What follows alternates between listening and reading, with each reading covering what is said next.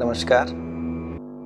मैं आचार्य रविंद्र शास्त्री पुनः आपके सामने एक नई जानकारी लेकर के उपस्थित हुआ हूं। सूर्य अर्घ्य और सूर्य अर्घ्य के लाभ। सनातन धर्म में सूर्य को जल देने की परंपरा है। वैदिक काल से चली आ रही इस परंपरा का आज भी हम निर्वहन कर रहे हैं। भगवान सूर्य की पूजा, भगवान सूर्य की आराधना मर्यादा पुरुषोत्तम भगवान राम भी प्रतिदिन किया करते थे। शास्त्रों में कहा गया है कि हर दिन सूर्य को जल देना चाहिए। सूर्य को प्रत्यक्ष देव माना गया है क्योंकि हर दिन भगवान सूर्य के दर्शन हमें प्राप्त होते हैं। बहुत से लोग भगवान सूर्य को जल अर्पित करते हैं, लेकिन इसके भी नियम हैं जिन्हें समझ करके, जान करके यदि सूर्य को जल दें तो जीवन के विभिन्न क्षेत्रों में इसका लाभ प्राप्त किया जा सकता है। ज्योतिष में बताया गया है कि जिस किसी की कुंडली में सूर्य कमजोर होता है उसे प्रतिदिन सूर्य को जल चढ़ाना चाहिए। शास्त्रों में भी कहा गया है कि हर दिन सूर्य को नियमों का पालन करते हुए यदि जल दें तो विशेष रूप से लाभ प्राप्त किया जा सकता है। तो सूर्य को जल चढ़ाने से क्या लाभ है? ज्योतिष शास्त्र में सूर्य को आत्मा का कारक बताया गया है।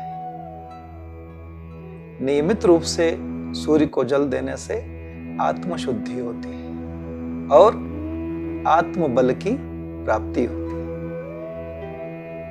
सूर्य को जल देने से आरोग्यता का लाभ मिलता है, आरोग्यता प्राप्त होती है। सूर्य को नियमित जल देने से सूर्य का प्रभाव हमारे शरीर पर बढ़ता है और यह आपको ऊर्जावान बनाता है। कार्य क्षेत्र में इसका लाभ आपको मिलता है। जिसकी नौकरी में परेशानी चल रही हो वो यदि नियमित रूप से सूर्य भगवान को जल देना शुरू करें तो उच्चाधिकारियों से सहयोग मिलता है और मुश्किलें दूर होती हैं। किस तरह से सूर्य को जल दें?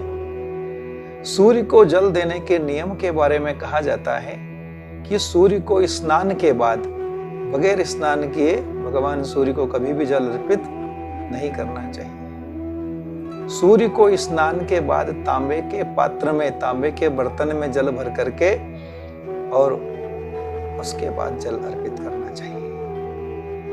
सूर्य को जल चढ़ाने का एक समय होता है। सूर्य के उदय होने के 1 घंटे के अंदर सूर्य को अर्घ्य देना चाहिए। ठंडी का मौसम चल रहा है तो कोई बात नहीं, आप चाहें तो 8 बजे तक सूर्य को जल दे सकते हैं। सूर्य को जल देने से पहले जल में चुटकी भरकर कुमकुम या रौली या लाल चंदन मिलाएं और लाल पुष्प के साथ जल अर्पित करें। सूर्य को जल देते समय आपका मुख पूर्व दिशा की ओर होना चाहिए। अगर कभी ऐसा हो कि सूर्य नजर न आ रहे हो तब भी उसी दिशा की ओर मुख करके जल अर्पित करना चाहिए। अर्घ देते समय हाथ सिर से ऊपर होने चाहिए। ऐसा करने से सूर्य की 7 किरणें शरीर पर पड़ती है। सूर्य देव को जल अर्पित करने से नवग्रह की भी विशेष कृपा प्राप्त होती है। अब किस मंत्र से सूर्य को जल अर्पित करें? तो वैसे तो भगवान सूर्य नारायण को जल अर्पित करने के अनेक मंत्र शास्त्रों में दिए गए हैं, लेकिन सामान्य जन के लिए जो संस्कृत नहीं बोल पाते हैं वह केवल सूर्याय नमः इतना बोलकर ही भगवान सूर्य नारायण को जल अर्पित कर सकते हैं। वैसे तो भगवान सूर्य नारायण के 12 नाम हैं। वही 12 नामों के द्वारा भी यदि आप जल अर्पित करें तो और अच्छा है। कौन से 12 नाम हैं तो मैं आपको बता देता हूं। ओम सूर्याय नमः, ओम मित्राय नमः, ओम रवये नमः। ओम भानवे नमः। ओम पुष्णे नमः। ओम हिरण्यगर्भाय नमः। ओम मारीचाय नमः। ओम आदित्याय नमः। ओम सावित्रे नमः। ओम अर्काय नमः। ओम भास्कराय नमः। ये भगवान सूर्य नारायण के 12 नाम। या तो इन 12 नामों को बोल करके सूर्य को अर्घ दें, जल अर्पित करें, या फिर इन 12 नामों में से किसी एक नाम का उच्चारण करते हुए, जाप करते हुए भगवान सूर्य को जल अर्पित करें।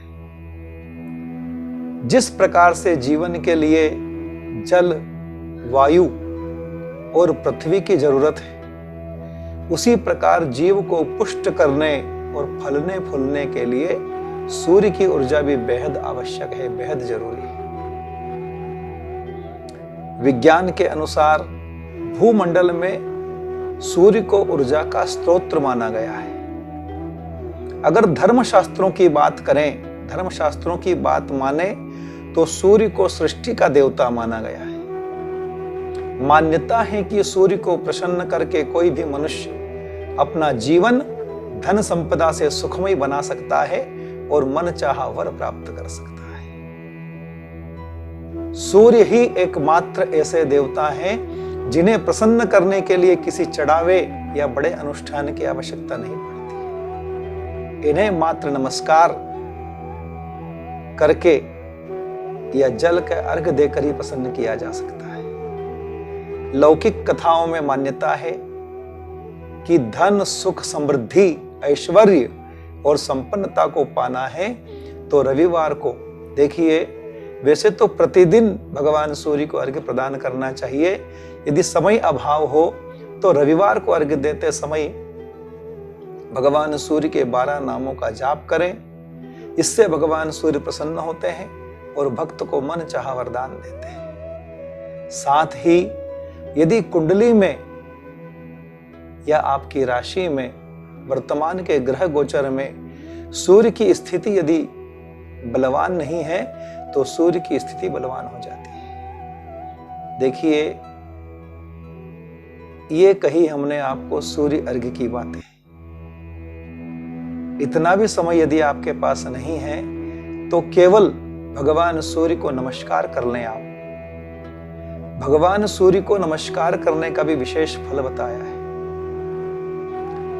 आदित्यस्य नमस्कारम ये कुर्वन्ति दिने दिने जन्मांतर सहस्त्रेषु दारिद्र्यम नोपजायते। भगवान आदित्य नारायण को केवल नमस्कार करने मात्र से एक जन्म के नहीं, जन्मांतर सहस्त्रेषु, पिछले 1000 जन्मों के किए हुए पापों का नाश हो जाता है। वो आज के लिए केवल इतनी जानकारी। नमस्कार।